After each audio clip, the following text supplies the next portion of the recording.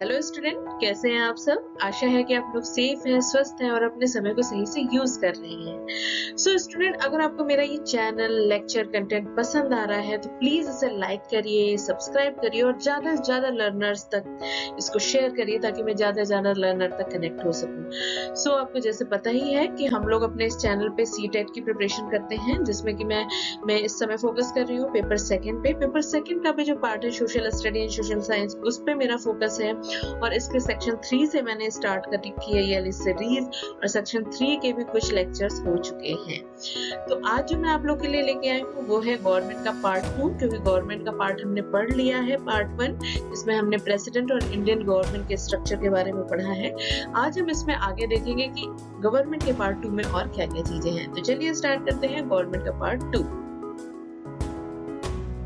Students, अगर हम Indian government की बात करें तो हमने ये देख लिया है अपनी इसके पहले वाली वीडियो में कि जो इंडियन गवर्नमेंट का स्ट्रक्चर है वो क्वासी फेडरल है, यानी कि अर्ध संघीय है, जिसमें कि आपकी central, state and local government अपने अपने रोल एंड रिस्पॉन्सिबिलिटी अदायगी करते हैं और इसमें एक दूसरे का हस्तक्षेप नॉर्मली नहीं होता है। तो अगर हम यहाँ पे देख रहे हैं स्टूडेंट, अब हम आज बात करेंगे सेंट्रल गवर्नमेंट में। तो सेंट्रल गवर्नमेंट में कौन मुखिया होता है, किसके पास सबसे ज्यादा पावर होती है, इस चीज पे आज हम बात करेंगे। तो आपको जैसे पता ही होगा कि सेंट्रल गवर्नमेंट, जिसे कि यूनियन गवर्नमेंट भी कहते हैं, उसका जो हेड होता है वो होता है हमारे प्राइम मिनिस्टर, यानी कि जो पीएम होते हैं वो होता है सेंट्रल गवर्नमेंट का हेड। हमारे जो सबसे पहले प्राइम मिनिस्टर थे वो थे पंडित जवाहरलाल नेहरू। और अगर हम बात करें तो जो यूनियन एंड सेंट्रल गवर्नमेंट की फंक्शनिंग में सबसे ज्यादा पावरफुल जो फंक्शन होता है वो पीएम का होता है। ये जो होते हैं पीएम होते हैं, ये कम्युनिकेशन ब्रिज का काम करते हैं, यानी कि एक तरीके से एक की बात दूसरों तक पहुंचाने का काम करते हैं between president and cabinet of minister. क्योंकि हमें पता है जो एक पीएम होता है उसके साथ ही उसके कैबिनेट के मिनिस्टर्स का भी फॉर्म होता है। तो मैं प्रेसिडेंट और मिनिस्टर्स के बीच का एक तरीके से ब्रिज का काम करते हैं, पुल का काम करते हैं और एक तरीके से कम्युनिकेशन को बेटर बनाते हैं। एंड ये जो है, जो हमारे पीएम होते हैं, उनके पास इतनी पावर होती है कि ये पूरे देश को रिप्रेजेंट करते हैं इंटरनेशनल लेवल पे। अगर हम बात करें और आज के समय में अगर हम एग्जांपल ले तो प्रेजेंट हमारे जो पीएम है नरेंद्र सिंह मोदी, वो भी बहुत अच्छा काम कर रहे हैं इंटरनेशनल रिप्रेजेंटेशन पे। क्योंकि अगर हम देखें तो उनके इंटरनेशनल टूर लगते रहते हैं और इंटरनेशनल कम्युनिकेशन उनका बहुत अच्छा है। तो ये जो होते हैं पीएम की जो पोस्ट होती है वो इंटरनेशनल रिप्रेजेंटेशन नेशन का करती है। और ये जो होते हैं पीएम, ये एक्स ऑफिशियल चेयरमैन होते हैं प्लानिंग कमीशन के और साथ ही साथ नेशनल डेवलपमेंट काउंसिल के। तो it is a most important and powerful personality plus position of central government. ठीक है, तो आइए इसमें और आगे देखते हैं क्या क्या चीजें हमें देखने को मिलती हैं सेंट्रल गवर्नमेंट में। स्टूडेंट, जैसा कि अभी हमने देखा कि सेंट्रल गवर्नमेंट में मोस्ट पावरफुल पोजीशन जो होती है वो पीएम की होती है, प्राइम मिनिस्टर की होती है। लेकिन प्राइम मिनिस्टर कभी भी अकेले काम नहीं करता, उसको सजेशन, ओपिनियन देने के लिए पूरी मंत्रियों की एक तरीके से कैबिनेट होती है। तो अगर हम बात करें तो जो पीएम की मिनिस्ट्री होती है उनको 3 कैटेगरी में हम बांट सकते हैं, जो कि आप यहाँ देख सकते हो। पहला जो कैटेगरी है वो कैबिनेट मिनिस्टर्स की होती है, दूसरी होती है मिनिस्टर्स ऑफ स्टेट और तीसरी होती है डिप्टी मिनिस्टर्स। तो ये आपस में मिलजुल के काम करते हैं और ये जो पीएम है उनको राय देते हैं, उनसे ओपिनियन लेते हैं और फिर उस हिसाब से देश के लिए लोग काम करते हैं।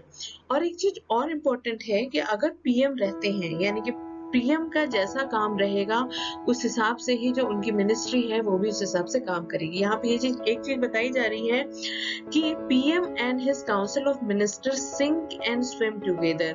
एक साथ ये तैरते भी हैं और एक साथ ये डूबते भी हैं। अगर ये अच्छा काम करेंगे तो एक साथ मिलके करेंगे और अगर बुरा काम हुआ, पार्टी अगर एक तरीके से डिसमिस हो रही है तो भी ये एक साथ होती है। तो जो मिनिस्टर्स है वो पीएम के साथ ही काम करते हैं। अगर पीएम रेजिग्नेशन देगा तो उनके मिनिस्टर को भी रेजिग्नेशन देना पड़ता है।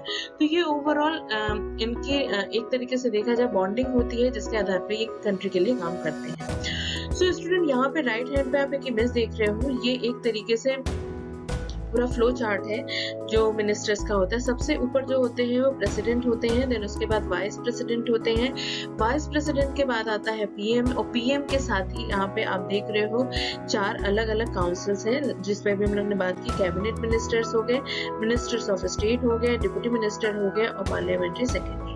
तो ये सब आप आपस में मिलकर सेंट्रल गवर्नमेंट में कंट्री के लिए काम करते हैं। अब स्टूडेंट हम बात कर लेते हैं हमारे पार्लियामेंट के दो मेन पिलर, लोकसभा और राज्यसभा के बारे में।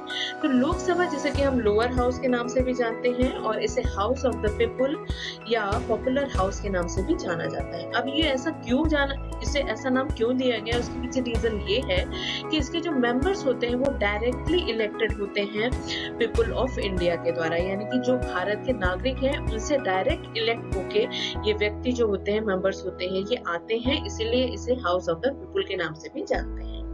अगर हम बात करें इनके मेंबर्स की संख्या की, तो इसके मेंबर्स की संख्या होती है 550, यानी कि 550 मेंबर्स होते हैं आपके लोकसभा में, जिसमें से कि 530 जो मेंबर होते हैं वो स्टेट इलेक्टेड होते हैं, यानी कि राज्य द्वारा चयनित 530 मेंबर होते हैं, जबकि जो 20 होते हैं वो आपके यूनियन टेरिटरी जो है हमारी, उनसे निकल के आते हैं। तो 530 प्लस 20 550 मेंबर्स आपके पूरे लोकसभा में होते हैं।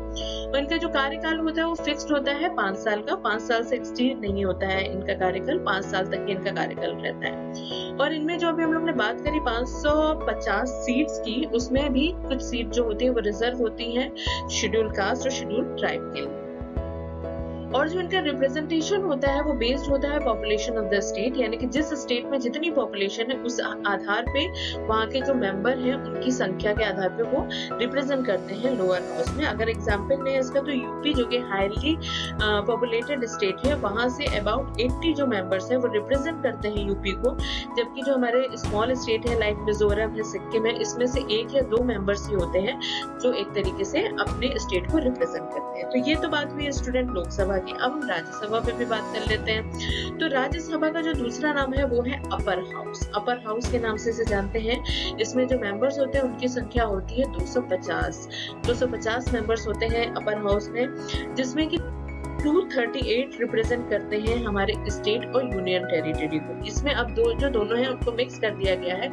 स्टेट और यूनियन टेरिटरी दोनों से मिला के 238 रिप्रेजेंटेटिव होते हैं, जबकि जो बचे 12 हैं, रिमेनिंग जो 12 मेंबर्स हैं वो डिस्टिंग्विश्ड पर्सन होते हैं in the field of literature, साहित्य में, कला में, विज्ञान में, सोशल सर्विसेज में, और usually nominated by the president. और इनका जो नॉमिनेशन होता है वो नॉर्मली राष्ट्रपति के द्वारा किया जाता है। और राज्यसभा को हमेशा परमानेंट हाउस के नाम से जाना जाता है, और जो इसके मेंबर्स जो इलेक्टेड होते हैं वो 6 साल के लिए होते हैं, यानी कि इसका जो कार्यकाल है एक मेंबर का वो 6 साल का होता है। अगर सपोज कोई मेंबर रिटायर होता है तो दूसरा मेंबर उसकी जगह आता है, और कभी भी जो आपकी राज्यसभा होती है भंग नहीं होती है, परमानेंट हाउस के नाम से इसीलिए जानते हैं। तो this is the both are the main pillar of our parliament. ठीक है, आइए इसमें और आगे देखते हैं कि और क्या क्या कार्य इसमें हम देखने को हमें मिलता है। स्टूडेंट्स, अब हम देख लेते हैं कि जो ओवरऑल सारे फंक्शंस हैं पार्लियामेंट के, उनको हम कितनी कैटेगरीज में बांट सकते हैं। तो यहाँ पे आप देख सकते हो वेरी इजी ग्राफ। ये जो हमारे पार्लियामेंट के जो फंक्शन है उसको हम 5 पार्ट में बांट सकते हैं। पहला है लेजिस्लेटिव फंक्शन, विधायी कार्य, एग्जीक्यूटिव फंक्शन, कार्यकारी कार्य, फाइनेंशियल फंक्शन यानी कि वित्तीय कार्य, जुडिशरी न्यायिक कार्य, और मिसलेनियस कार्य, विभिन्न प्रकार के कार्य। इस हिसाब से अगर ओवरऑल देखें तो कंट्री के इन 5 मुख्य कामों पे पार्लियामेंट जो संसद है वो अपनी मोहर लगाता है और इस चीज को सफल बनाता है। तो स्टूडेंट, ये आज हम लोग ने कंप्लीट किया गवर्नमेंट का पार्ट 2। अभी हमारा गवर्नमेंट का चैप्टर कंप्लीट नहीं हुआ है। नेक्स्ट जो मेरा प्रेजेंटेशन रहेगा उसमें हम स्टेट एंड लोकल गवर्नमेंट की बात करेंगे, और उसके साथ ही साथ हम सॉल्व करेंगे कुछ एमसीक्यूज ओवरऑल गवर्नमेंट चैप्टर से। ठीक है, तो आप तब तक इसे अच्छे से पढ़िए, और आपको कोई भी डाउट है, क्वेरी है, तो आप मेरे से फ्री होके पूछिए। And yes, again I am telling, अगर आपको मेरा ये कंटेंट, लेक्चर और वीडियोस पसंद आ रहे हैं तो प्लीज इसे ज्यादा से ज्यादा लोगों तक शेयर करिए, सब्सक्राइब करिए और लाइक करिए। Till then, take care and good bye.